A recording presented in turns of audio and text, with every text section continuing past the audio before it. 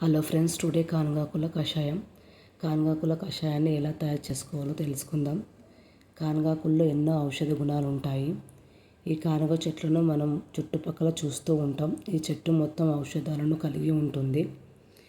ఈ చెట్టు యొక్క ఆకులను మనం వాటర్తో శుభ్రపరచుకోవాలి. ఫస్ట్ స్టవ్ మీద ఒక గిన్నె పెట్టుకోవాలి. ఒక గ్లాస్ వాటర్ పోసుకోవాలి. వాటర్ మరిగిన తర్వాత 2 కానుగాకులను వేయాలి.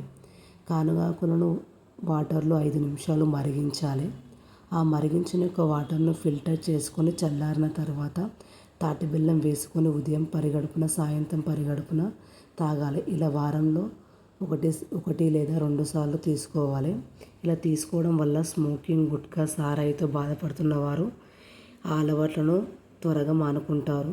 అలాగే గ్యాస్ ట్రబుల్ కానివ్వండి, కడుపు నొప్పితో బాధపడుతున్న వారు కానివ్వండి, ఇలా కషాయంగా తీసుకుంటే వారు బాధలను త్వరగా ఉపశమనం